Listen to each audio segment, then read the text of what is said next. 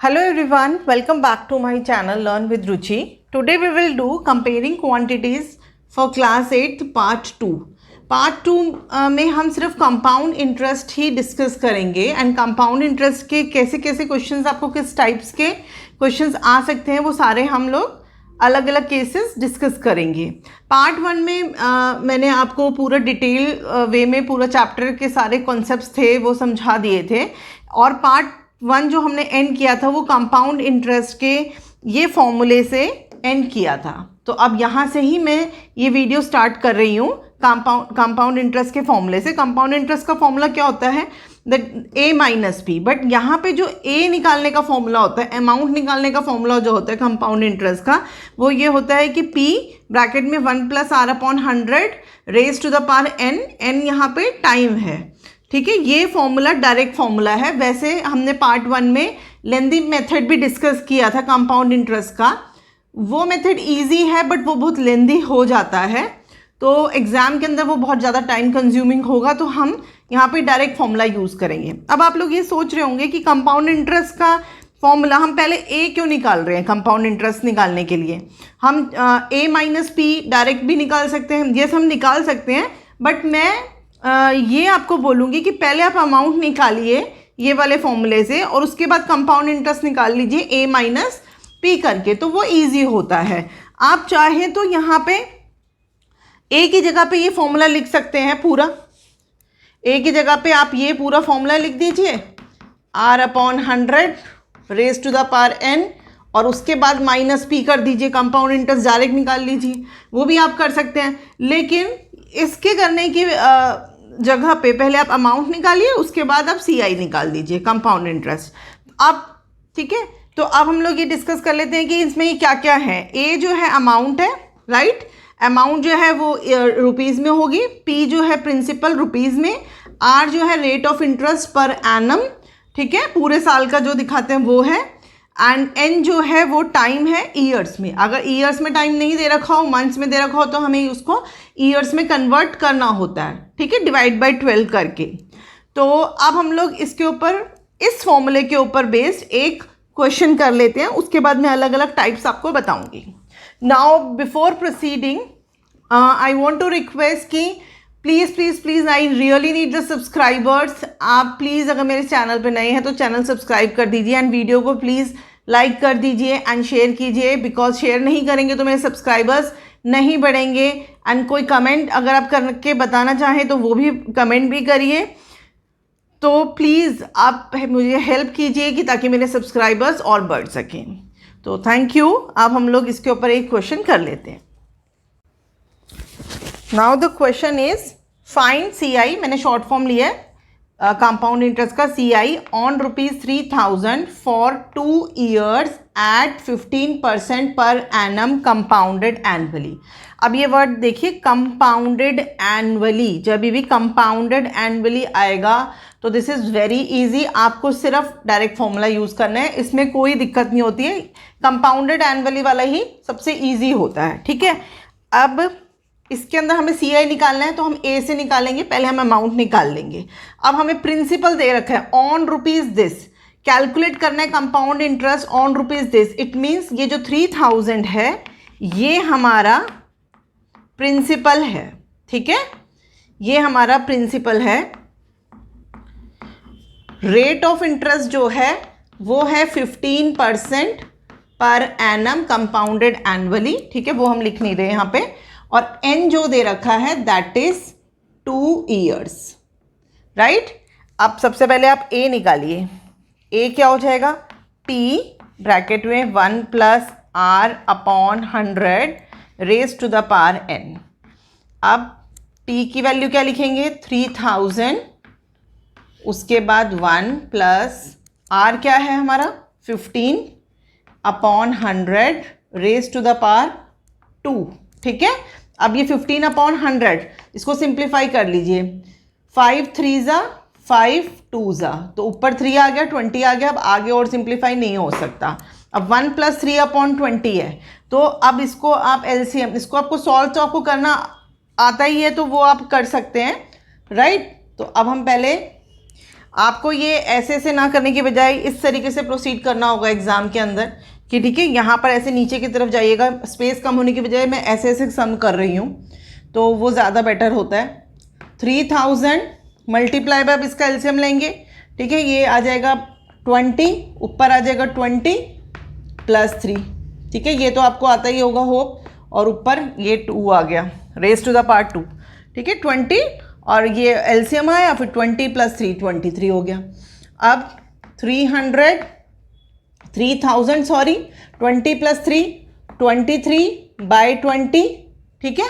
अब 23/20 कितने टाइम्स है? 2 टाइम्स है, क्योंकि पावर 2 है यहाँ पे, तो 23/20 हम 2 बारी लिखेंगे, राइट।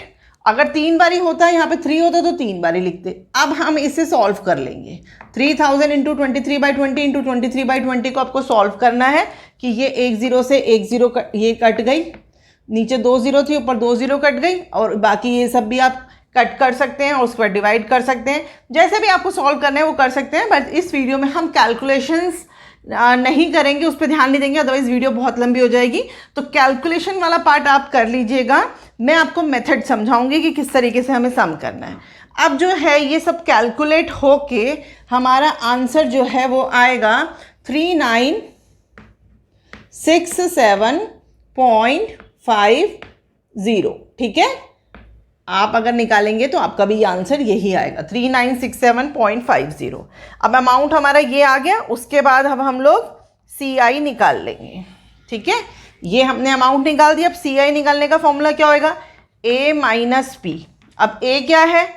₹3967.50 माइनस प्रिंसिपल कितना था? 3000। तो माइनस करने से आंसर आ जाएगा हमारा 967.50। तो this is the CI, right. तो सम इज इजी, बस आपको यहाँ पे कैलकुलेशन करने में ही थोड़ा टाइम लगेगा, बट वो आपको करना ही पड़ेगा, राइट। तो ये मेथड है, प्लस एक लेंदी मेथड तो है ही जो मैंने लास्ट वीडियो में समझाया था, बट आप यही मेथड अप्लाई कीजिए बिकॉज ये शॉर्ट पड़ता है काफ़ी, वो काफ़ी लंबा हो जाता है।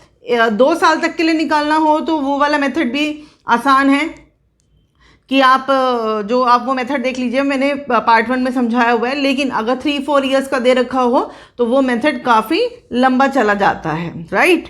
तो अब हम लोग नेक्स्ट टाइप करते हैं कि किस टाइप के क्वेश्चंस आएंगे। Now the type 1 is finding the compound interest when the interest is compounded half yearly और semi annually। जैसे मैंने अभी आपको लास्ट क्वेश्चन में बोला था, जब compounded annually आता है तब कोई प्रॉब्लम नहीं है, आपको डायरेक्ट फॉर्मूला यूज़ करना है, ठीक है, कुछ चेंजेस नहीं करने। लेकिन जब compounded half yearly या semi annually लिखा हुआ है, इन दोनों का मतलब एक ही है, half yearly and semi annually, तब आपको क्या चेंजेस करने हैं वो अब हम देखते हैं, ठीक है। जब हमें कंपाउंड इंटरेस्ट निकालना है सेमी एनुअली, अब सेमी एनुअली का मतलब क्या होता है? एनुअली मतलब 1 साल, सेमी एनुअली मतलब आधा साल, आधा साल मतलब 6 महीने और 6 महीने, बिकॉज 1 ईयर में कितने 6 मंथ्स होते हैं? 6 मंथ्स, ठीक है, 6 + 6, ठीक है, 2 बारी 6 मंथ्स होते हैं, तब जाके 1 ईयर होता है। तो इसका मतलब क्या हो जाएगा कि जो टाइम जो होता है उसको हम ट्वाइस कर देते हैं, ठीक है। जो भी n होता है उसको मल्टीप्लाई करते हैं 2 से। क्यों? क्योंकि 1 साल में 2 हाफ ईयर्स होते हैं, समझ रहे हैं आप? 1 साल में 2 बारी हाफ ईयर्स आते हैं, 6 मंथ्स, इसलिए the time becomes twice, n × 2 half years. और जो रेट होता है वो हाफ हो जाता है, क्योंकि रेट जो है वैसे पूरे साल का होता है, लेकिन जब कंपाउंडेड हाफ ईयरली करेंगे तो 6 महीने का, इसका मतलब हम जो रेट होगा उसको डिवाइड बाय 2 कर देंगे, ठीक है। तो अब सेमी एनुअली वाला एक क्वेश्चन हम कर लेते हैं। Now the question is find the amount and CI compound interest on ₹10,000। 10,000 जो है यहाँ प्रिंसिपल हो गया, बिकॉज ऑन ₹10,000 इसके ऊपर निकालना है, तो this is principal for 2 years at 20% per annum. तो 20% जो हो गया वो रेट हो गया। If the interest is compounded half yearly. जब भी हाफ ईयरली या सेमी एनुअली आएगा तब हमें अब क्या करना है, ठीक है। अभी हमने देखा था ना, अब हम सम करते हैं। तो गिवन क्या है, प्रिंसिपल इज 10,000, ठीक है। अब रेट पर हाफ ईयर, आधे साल का रेट कितना होगा, क्योंकि हमें हाफ ईयरली निकालना है। रेट पर हाफ ईयर, अब हमने क्या करना है, रेट को डिवाइड बाय 2 कर देना है। रेट कितना दे रखा था 20, तो 20/2% कितना आ गया, 10% आ गया, ठीक है। एंड एन को हमें क्या करना है, मल्टीप्लाई बाय 2 कर देना है। 2 ईयर्स ऑलरेडी दे रखा है, तो 2 को मल्टीप्लाई कर देंगे 2 से, तो आंसर आ जाएगा 4। हम लिखेंगे 4 हाफ ईयर्स, ठीक है। अब देखिए 2 ईयर्स में हाफ ईयर्स कितने होंगे, 6 month 6 month 6 month 6 months, obviously 4 बार ही आया 6 मंथ्स, तो इसलिए 4 हाफ ईयर्स। होप आप लोगों को सब समझ में आ रहा है, ठीक है। बस अब हमने ये चेंजेस कर दिए, अब हमारा सम इजी हो गया। बस अब हमें कुछ नहीं करना। अब ए से स्टार्ट कर दीजिए, दोबारा से अमाउंट निकालिए, 1 + r/100 raise to the power n।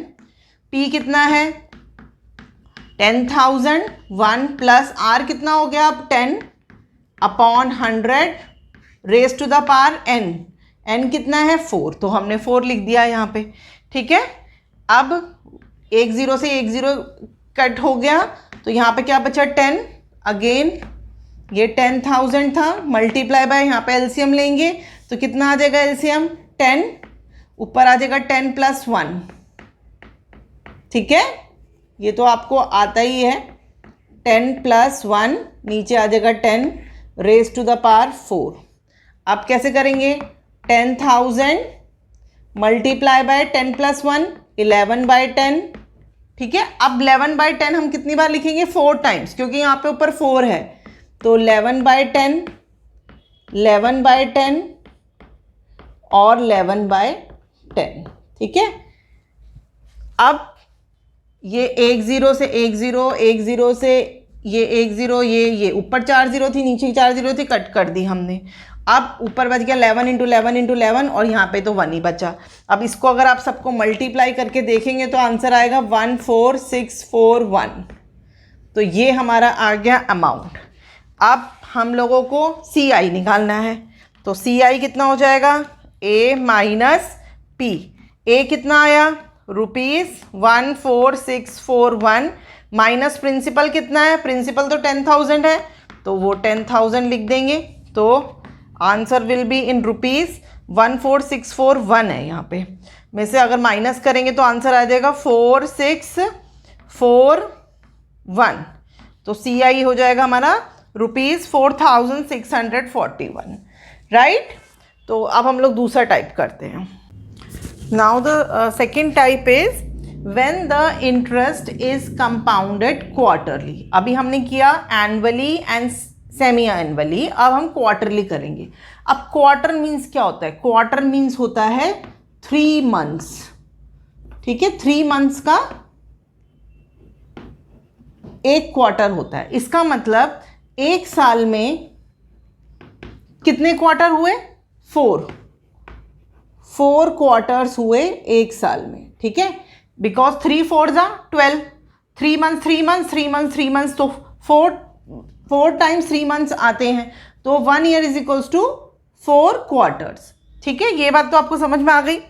तो अब जब अगर क्वेश्चन आएगा कंपाउंडेड क्वार्टरली, तो उस केस में आप क्या करेंगे, the rate becomes quarter. Rate को आप डिवाइड कर देंगे 4 से, ठीक है। तो ये हो जाएगा R/4%, हम लिखेंगे पर क्वार्टर, आगे हमें पर क्वार्टर लिखना पड़ेगा, ठीक है।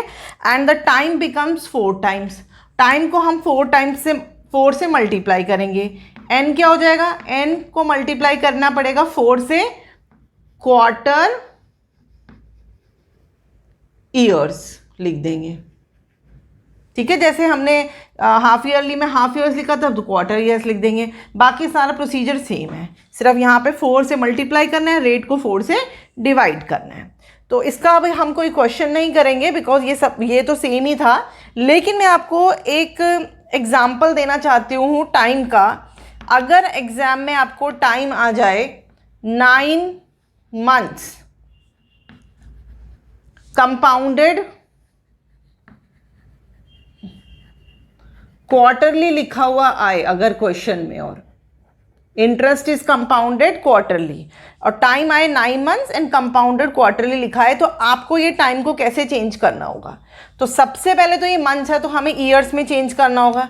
पहले तो हम 9 months को ईयर में चेंज कर देंगे डिवाइड बाय 12 करके, तो ये हमारा ईयर्स में चेंज हो गया। अब इसको कट करिए, 3 3 3 4 तो आंसर आ जाएगा 3/4 ईयर्स। अब 3/4 ईयर्स है लेकिन कंपाउंडेड क्वार्टरली है, तो इट मीन्स हमें इसको 4 से मल्टीप्लाई करना है, तो हम 3/4 को 4 से मल्टीप्लाई करेंगे, 4 से 4 कट जाएगा, तो आंसर आ जाएगा 3 क्वार्टर ईयर्स। ठीक है, ये मैंने आपको थोड़ा चेंज करना बताया है, तो आप कंफ्यूज मत हो जाइएगा। अगर टाइम 9 months दे रखा है, कंपाउंडेड क्वार्टरली दे रखा है या हाफ ईयरली दे रखा है, तो उस हिसाब से करेंगे। पहले तो मंथ्स को ईयर्स में चेंज किया, उसके बाद उसको 4 से मल्टीप्लाई कर दिया। अगर क्वार्टरली दे रखा है, हाफ ईयरली दे रखा होगा तो 2 से मल्टीप्लाई कर देंगे। ठीक है, तो अब हम लोग नेक्स्ट टाइप करते हैं। Now the type 3 is when the time is given in fraction। ठीक है, तो ये जो क्वेश्चन लिया है मैंने एनसीईआरटी से लिया है and this is very very important type. ठीक है, तो ये आप बहुत ध्यान से देखिएगा हम कैसे कर रहे हैं, ये इंपॉर्टेंट है काफ़ी। Find CI compound interest paid when a sum of, जब भी सम ऑफ रुपीज़ ये आता है तो वो प्रिंसिपल होता है। ठीक है, sum of rupees 10,000 is invested for 1 year 3 months at 8.1/2% per annum compounded annually. सबसे पहले हम लिख लेते हैं जो हमें गिवन है, प्रिंसिपल हमें गिवन है ₹10,000, रेट हमें गिवन है 8.1/2% पर एनम, ये मिक्स फ्रैक्शन में दे रखा है तो आप इसे चेंज कीजिए, 2 8 16, 16 + 1 17, तो 17/2% पर एनम। ठीक है, अब आई बारी टाइम की, n। अब n दे रखा है 1 year 3 months। ठीक है, 1 year तो दे रखा है लेकिन हमें टाइम जो है ईयर्स में ही चाहिए होता है, तो 1 तो ठीक है, लेकिन अब 3 months को आप चेंज कीजिए ईयर में, तो 3 डिवाइडेड बाय 12। ठीक है, ये 1 साइड में आ गया, this is whole number 1 side में आ जाएगा because that is already in years. 3 months को हम चेंज कर रहे हैं ईयर्स में, तो 1 3/12 आ गया, ये ईयर्स में चेंज हो गया। अब इसको कट कर दीजिए, 3 1 3 4, तो आंसर क्या आ जाएगा 1/4 ईयर्स। ठीक है, समझ में आई आपको बात? 1 year था वो साइड में लिखा, इसको मिक्स फ्रैक्शन में लिख दिया। अब हमने 3/12 किया बिकॉज 3 months था, उसको ईयर्स में कन्वर्ट करना है, फिर इसको कट किया, सिंप्लीफाई, 3 1 3 4, तो 1/4 ईयर्स आ गया। अब हमारे पास सब चीज़ें आ गई। अब अगर हम फॉर्मूले में, अमाउंट के फॉर्मूले में अगर इसको पुट करते हैं तो P + 1 R/100n, चलिए वैल्यूज़ पुट करके देखते हैं। 10,000 ये हुआ, ठीक है, उसके बाद 1 + R कितना है हमारा 17/2, तो 17 ऊपर आ जाएगा, नीचे 100 था, मल्टीप्लाई बाय 2 हो जाएगा बिकॉज 17/2 है तो 2 नीचे आएगा, तो मल्टीप्लाई होगा नीचे से 100 से। ठीक है, समझ गए ना आप? 17/2 इस तरीके से लिखना है आपको, और ऊपर आ गया फ्रैक्शन 1/4। अब आ गई हमें कंफ्यूजन कि अब ये 1/4 है तो हम इसको कैसे सॉल्व करेंगे, तो अब यहीं पे ही हम अटक जाएंगे कि अब हमें क्या करना है आगे।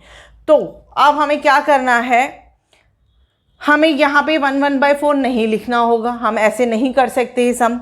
हम सम कैसे करेंगे, जो आगे होल नंबर है 1 उसे हम सॉल्व करेंगे इस वाले मेथड से, पहले अमाउंट निकाल लेंगे। ठीक है, और जो फ्रैक्शन वाला पार्ट है 1/4 उसको आगे हम सिंपल इंटरेस्ट से ऐसा ही निकालेंगे, ठीक है। जब हम सम करेंगे तब आपको अच्छे से समझ में आएगा। तो अब हम लोग आगे प्रोसीड करते हैं। ये हमने किया, हम अटक गए, तो इट मीन्स हमें ये नहीं करना है। अब हमें क्या करना है, तो हम लोगों को अब क्या करना है, हम आगे करते हैं। अब मैं आपको एक चीज़ बताना चाहती हूँ, 1 ईयर 3 मंथ्स हमने चेंज करके लिखा। आपको डायरेक्ट टाइम भी ऐसे मिक्स फ्रैक्शन में आ जाएगा एग्जाम में, ज़रूरी नहीं आपको चेंज करना होगा। डायरेक्ट 2 3/4 या कुछ भी 1 1.5 ईयर्स, इस तरीके से भी आपको आ जाएगा। तो अब मैं इसको रब कर देती हूँ। हम लोगों को ये हमने सब कर लिया था। यहाँ पे जो n लिखा था वो चेंज नहीं करना था। n कितना आया था हमारा, n आया था हमारा 1/4 ईयर्स। यहाँ लिख लेते हैं, n आया था हमारा 1/4 ईयर्स, ठीक है।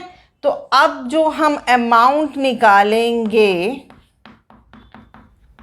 वो हम 1 ईयर के लिए निकालेंगे। अगर यहाँ 2 होता तो 2 का निकाल लेते, ठीक है। तो यहाँ पे जो n की वैल्यू है, p की वैल्यू क्या है, 10,000, 1 + 17, नीचे आ जाएगा 100 × 2 रेज़ टू द पावर 1, ठीक है, बिकॉज आगे होल नंबर 1 है। अब अगर हम इसको सॉल्व करते हैं तो क्या आ जाएगा, 100 × 2 200, ऊपर आ जाएगा, ये एलसीएम लिया था 200 + 17, अब ये 1 है तो एक ही बारी लिखा जाएगा, दैट्स इट। उसके बाद ये आया 10,000,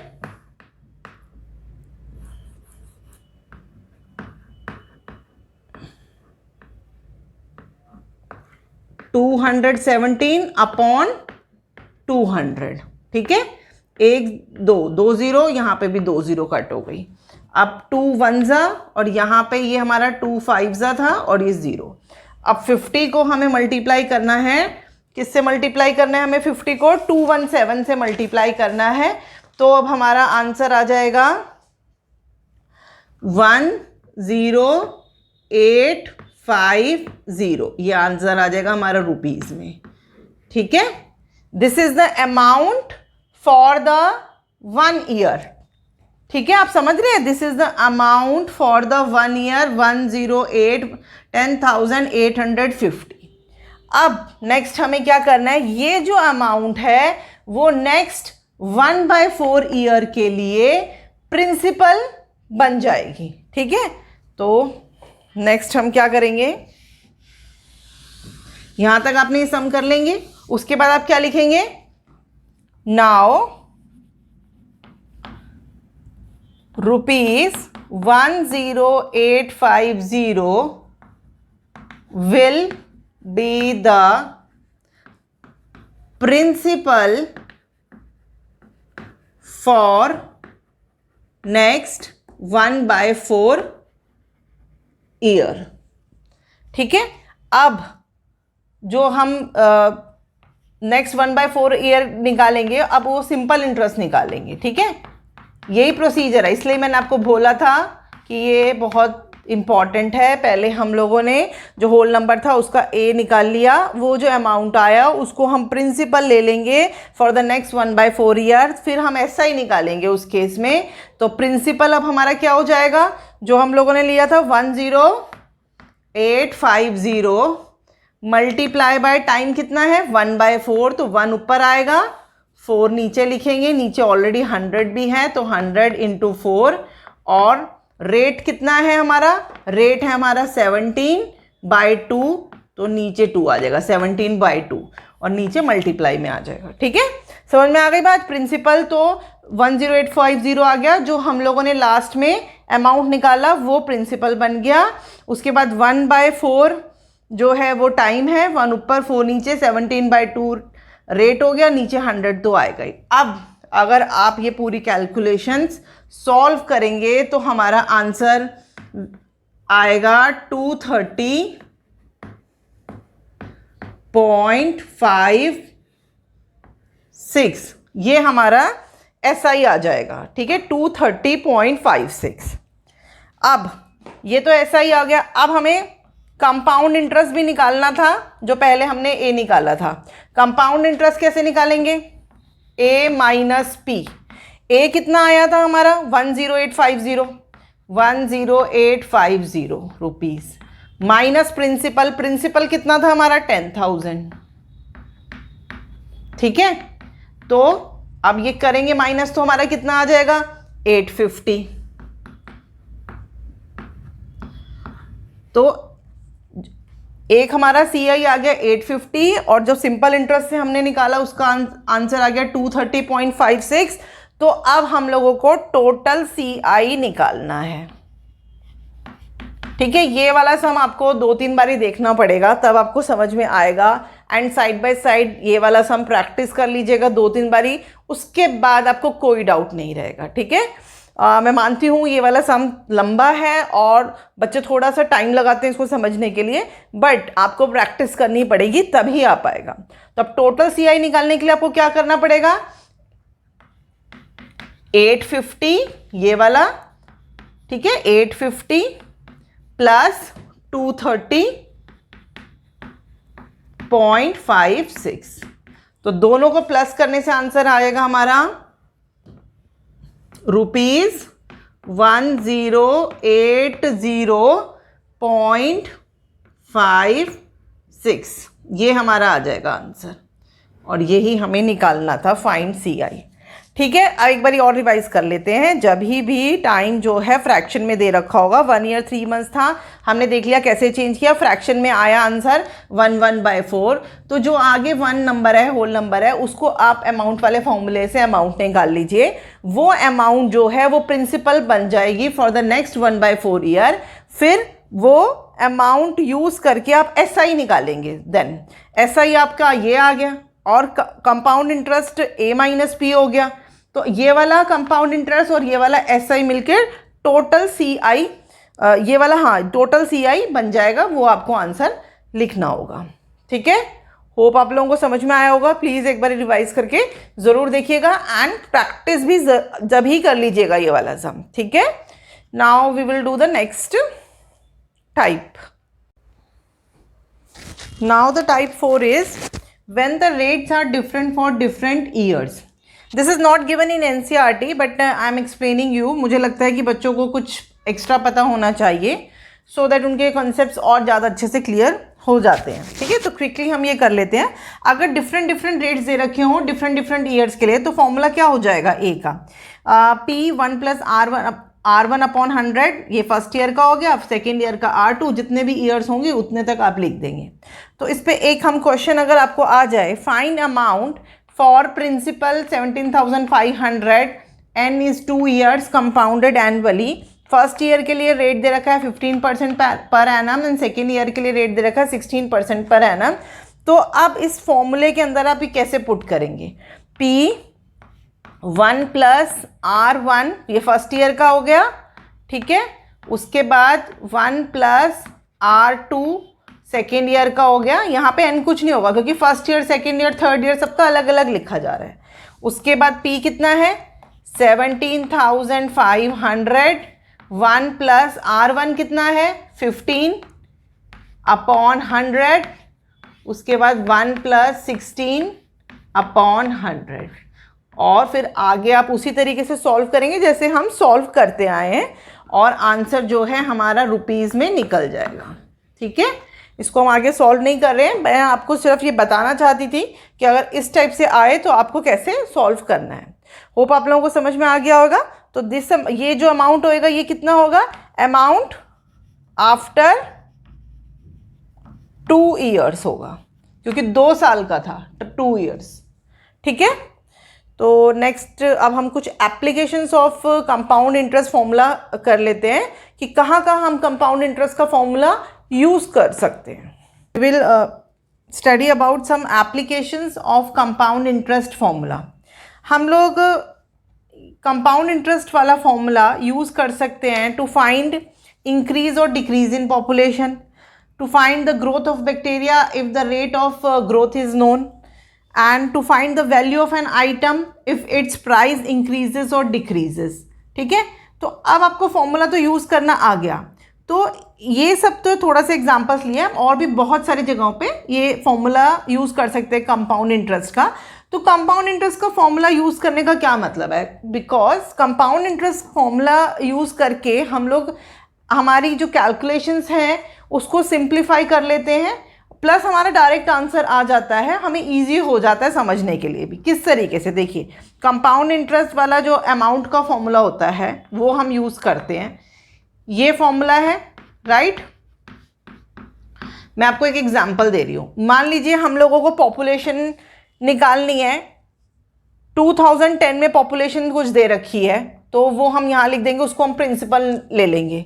और 2000 हमें 11 या 12 की निकालनी है, मान लीजिए 2010 की दे रखी है तो वो प्रिंसिपल हो जाएगा, और 2012 की हमें पॉपुलेशन निकालनी है, तो इट मीन्स वो अमाउंट निकालना है। तो उस केस में जो गिवन है वो प्रिंसिपल के लिख देंगे, और अमाउंट जो 2 साल बाद निकालनी है वो हम यहाँ पे निकाल लेंगे, और जो टाइम होगा वो 2 ईयर्स लिख देंगे, रेट जो दे रखा होगा वो लिख देंगे। तो इस तरीके से अगर हम आगे वाले ईयर का निकाल रहे हैं तो हमें प्लस लगाना है। अगर 2010 का दे रखा है और हमें 2008 का निकालना है कि 8 में कितनी थी पॉपुलेशन, तो उस केस में हम क्या कर देंगे, उस केस में हम माइनस भी कर सकते हैं, या फिर मतलब अलग अलग कर सकते हैं कि हम लोग ए ले लेंगे जो गिवन है और पी निकाल देंगे उस केस में। तो जब ये क्वेश्चंस आप करेंगे तब आपको बहुत सारी चीज़ें पता चलेंगी कि फॉर्मूला किस तरीके से अप्लाई करना है। कब इंक्रीज़ हो रहा होगा कुछ वैल्यू तो प्लस लगा देंगे, डिक्रीज़ हो रहा होगा तो माइनस में भी हम इसको चेंज करके कर सकते हैं। तो जब आप इसके ऊपर बेस्ड क्वेश्चंस करेंगे तो अब आपको ईजीली समझ में आ जाएगा, बिकॉज अब आपको ये फॉर्मूला यूज़ करना आ गया है। ठीक है, तो विद दिस ये वीडियो यहीं ख़त्म होती है। ठीक है, अब हम लोग नेक्स्ट वीडियो में नेक्स्ट टॉपिक के साथ मिलेंगे, प्लस हम लोग एनसीईआरटी के क्वेश्चंस भी करेंगे कंपाउंड इंटरेस्ट के नेक्स्ट वीडियोस में। तो till then take care, bye, and please please please मेरे चैनल को सब्सक्राइब करना मत भूलिएगा, वीडियो को लाइक ज़रूर कर दीजिए एंड शेयर कीजिए। Thank you very much, bye, take care.